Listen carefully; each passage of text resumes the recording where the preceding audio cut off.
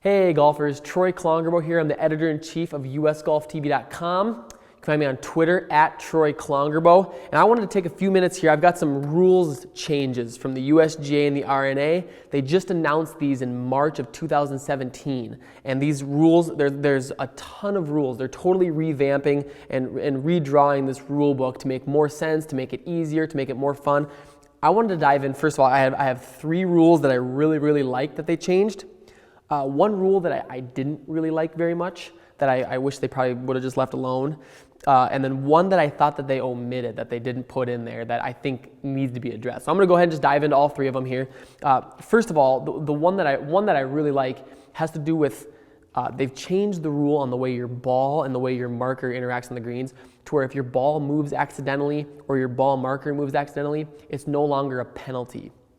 We just go ahead and place that back. I like that a lot. Nobody needs any more tension on the greens. We all know that feeling of being in a tournament. Maybe you're nervous on the first, second, or third green, and you go to bump your coin and your quarter scoots, and now you've got a penalty you're dealing with, or you're talking to your playing partners about what happened. And it really just, it makes, there's way more tension than needs to be there. And I really like that the USGA decided to go ahead and say, hey, you know what, just move it back. We understand it wasn't your intention to advance your position. That's great, that's fine. I really like that.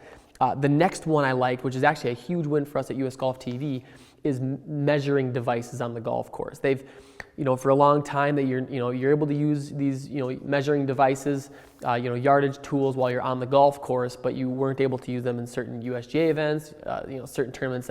They're changing the rules throughout everything. This is huge for our partners here at US Golf TV. Bushnell. They got the best rangefinders in the industry. This is huge for them because it means that their products are able to be more accessibly used and hopefully speed up the game and get people to play better golf. And I really don't think that it's an unfair advantage either way to have those out there. I think it just helps speed up play. Guys are going to figure out the yardages anyways. We have GPSs. We have all this type of stuff. Technology, I'm glad to see that golf is moving with it. And I think that's a big change, and I really like that.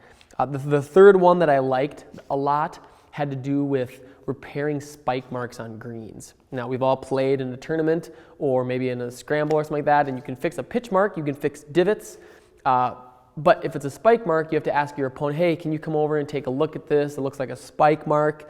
Can I fix it?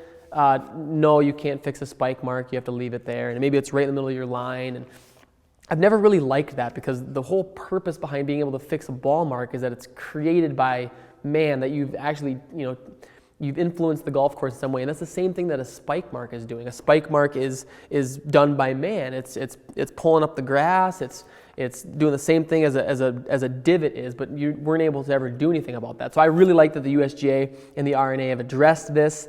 That you can go ahead and fix it, that you can go ahead and tamp it down. I really hope that doesn't mean that guys are out there fixing every single little thing. I don't think that's the intent to slow down golf. I think it's just a way to just kind of, if you see a spike mark, pat it down and you can move on, and I think that's great. But I want to dive into one rule that I didn't really like, and it was one when I first read it I thought I would like, but kind of looking deeper into it, they're going to propose that you can now, first of all, you can ground your club in a hazard, which I do like. I do think it's dumb that if you accidentally bump a blade of grass or a sand or whatever, that it's a penalty.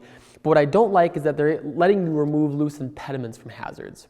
And I'd like to see kind of how this develops. How this rule kind of evolves as they move into implementing it. But I don't like seeing guys being able to move sticks out of areas where you shouldn't be in the hazard anyways. If you need to ground your club, that's fine, whatever. But I don't think guys should be able to remove all sorts of loose impediments. I didn't really like that aspect of the rule. One rule that I thought that they omitted, and I don't think it's a rule that's ever going to change, but let's just be done with the stroke and distance on out of bounds. Let's just treat out of bounds like every other hazard. You go out of bounds, you walk up, you drop. Speed up golf. It'll kind of remove the intimidation factor for a lot of guys. I think it's a rule that a lot of people talk about it. It'll probably never get done, but I was kind of hoping that they would address that. But anyways, I'm huge props to the USGA and the R&A for addressing some of these rules. There's a full list of them. We got an article on our website. We'll put it down here in the meta description for you guys to go take a look at. Also, there's all the information on the USGA website. I think it's great that they're doing this type of stuff. The proposed changes, similar to the anchor ban that happened a couple years ago, these aren't scheduled to take place until 2019. And you, the golfer, is encouraged to write letters, send tweets, send emails with all your feedback on the rules that they're looking to change.